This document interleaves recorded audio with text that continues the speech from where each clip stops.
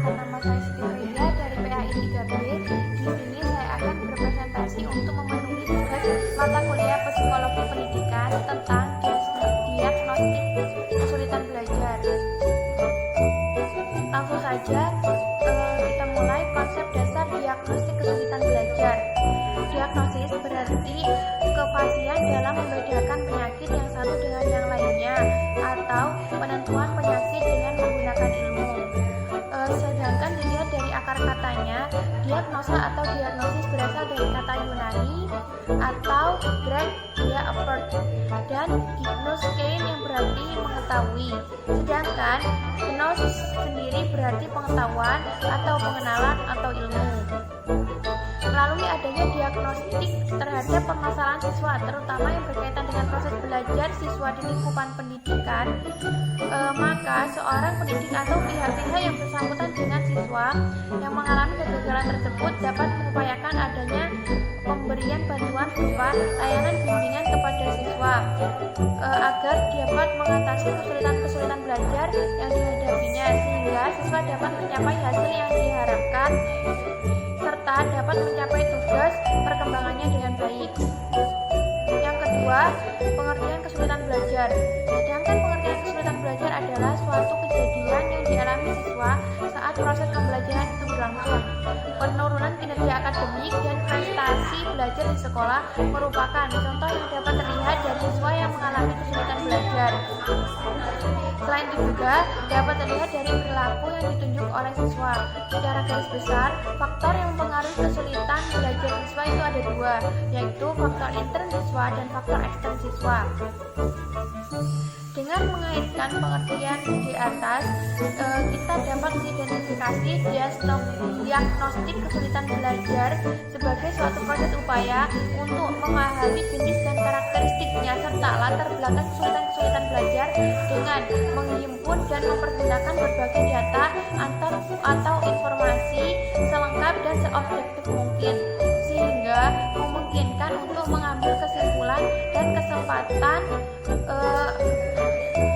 dan keputusan serta mencari alternatif kemungkinan pemecahnya. Ciri-ciri siswa yang mengalami kesulitan belajar seperti telah dijelaskan, murid yang mengalami kesulitan belajar itu memiliki hambatan-hambatan sehingga menampakkan gejala-gejala yang bisa diamati oleh orang lain atau pembimbing. Beberapa gejala sebagai pertandanya adalah menunjukkan prestasi yang rendah atau di bawah rata-rata yang dicapai oleh kelompok kelas. Yang kedua, hasil yang dicapai tidak seimbang dengan usaha yang dilakukan. Ia berusaha sekeras mungkin tetapi nilainya selalu rendah. Yang ketiga, lambat dalam melakukan segala tugas-tugas belajar.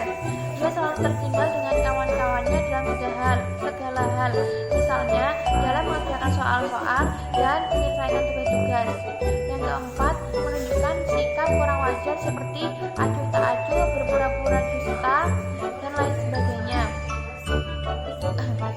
Anak-anak yang mengalami kesulitan belajar itu bisa dikenal dengan sebutan prestasi atau kurang atau underachiever.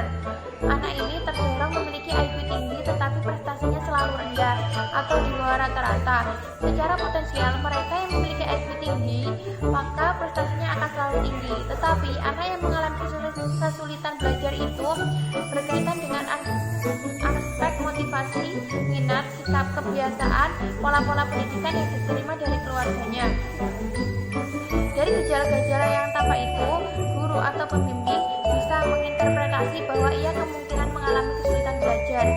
Di samping melihat gejala-gejala yang tampak, guru bisa mengadakan penyelidikan antara lain dengan yang pertama yaitu observasi.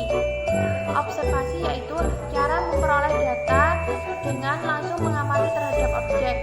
Observasi mencatat gejala-gejala yang tampak pada diri subjek, kemudian diseleksi untuk dipilih yang sesuai dengan tujuan pendidikan. Data yang dapat diperoleh dengan observasi misalnya, bagaimana sikap siswa dalam mengikuti pelajaran adalah tanda-tanda cepat lelah, mudah mengantuk, suka memutuskan perhatian pada pelajaran. Yang kedua, bagaimana kelengkapan catatan peralatan dalam pelajaran, yaitu murid yang mengalami kesulitan belajar akan menunjukkan gejala cepat lelah, mudah mengantuk, sukar konsentrasi, catatan tidak lengkap, dan lain sebagainya. Atau guru bisa melakukan observasi kelas untuk melihat perilaku penyimpang siswa ketika mengikuti pelajaran dengan cara menandai siapa siswa yang diduga mengalami kesulitan belajar. Yang kedua yaitu dengan cara interview. Hal itu berkaitan dengan latar belakang dan faktor penyebab. Yang ketiga yaitu dengan cara tes diagnostik. Tes diagnostik adalah suatu cara mengumpulkan data dengan tes. Menurut Corbett, tes adalah suatu prosedur yang sistematis untuk membandingkan kelakuan dari dua orang atau lebih. Yang keempat yaitu dokumentasi. Dokumentasi adalah cara mengetahui sesuatu dengan melihat catatan-catatan, arsip-arsip, dokumen-dokumen yang berhubungan dengan orang yang diselidiki. Untuk mengenal murid yang mengalami kesulitan belajar bisa melihat yang pertama, riwayat hidup. Yang kedua, kehadiran murid di dalam mengikuti pelajaran. Yang ketiga, memiliki daftar pribadinya. Yang keempat, catatan hariannya. Yang kelima, daftar hadir di sekolah. Yang keenam, kumpulan ulangan. Dan yang ketujuh yaitu rapor dan lain sebagainya. Yang selanjutnya yaitu mengidentifikasi kasus kesulitan belajar. Terdapat beberapa tahapan dalam mengidentifikasi kasus kesulitan belajar siswa yang harus dipahami. Yang pertama, menandai siswa yang diduga mengalami kesulitan belajar. Seorang siswa yang memiliki kesulitan belajar dapat dilihat melalui hasil ujian yang telah dikerjakan. Kita dapat dilakukan dengan memberikan batas kriteria ketentuan minimum atau KKM. Yang kedua, melokalisasikan di mana letak kesulitan. Setelah menemukan kelas, kelompok atau individu yang diduga mengalami kesulitan belajar, langkah selanjutnya adalah menelaah hal-hal seperti berikut. Yang pertama, dalam mata pelajaran apa kesulitan itu terjadi? Yang kedua, pada kawasan tujuan belajar yang manakah kesulitan itu terjadi? Yang ketiga, pada bagian bahan yang mana kesulitan itu terjadi? Dan yang terakhir yaitu dalam segi-segi proses belajar manakah kesulitan itu terjadi? Yang selanjutnya yaitu dua faktor yang mempengaruhi kesulitan belajar siswa.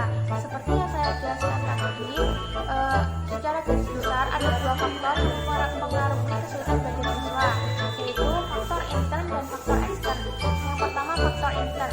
Faktor intern adalah faktor yang berada dan terletak pada diri siswa itu sendiri. Hal ini antara lain disebabkan oleh yang pertama, kelemahan mental faktor, kecerdasan, intelijensia, atau kecakapan atau bakat khusus tertentu yang dapat diketahui melalui tes tertentu. Yang kedua, kelemahan fisik, panca indera, syaraf, kecacatan karena sakit dan sebagainya. Yang ketiga, gangguan yang bersifat emosional dan lain sebagainya. Dan yang kedua yaitu faktor eksternal atau faktor ekstern, yaitu faktor yang datang dari luar yang menyebabkan timbulnya hambatan atau kesulitan. Faktor eksternal antara lain meliputi yang pertama, situasi atau proses belajar mengajar yang tidak merangsang siswa untuk aktif atau antisipatif, kurang kemungkinannya siswa belajar secara aktif, student atau aktif learning. Yang kedua, sifat kurikulum yang kurang fleksibel. Yang ketiga, ketidakseragaman pola dan standar administrasi dan lain sebagainya. Selanjutnya yaitu tujuan layanan diagnostik. Setiap kegiatan yang dilakukan mempunyai tujuan yang baik yang ingin dicapai, dilakukan baik secara langsung maupun tidak langsung. Begitu pula dengan kegiatan ini, melaksanakan kegiatan diagnosis kesulitan belajar melibatkan guru dan siswa. Maka tujuan yang ingin dicapai juga berbeda antara guru dan siswa. Yang pertama, tujuan yang ingin dicapai oleh siswa. Tujuan yang tidak dicapai setelah pelaksanaan kegiatan diagnosis kesulitan belajar ini bagi siswa adalah siswa memahami dan mengetahui kekeliruannya. Yang kedua, siswa memperbaiki kesalahannya.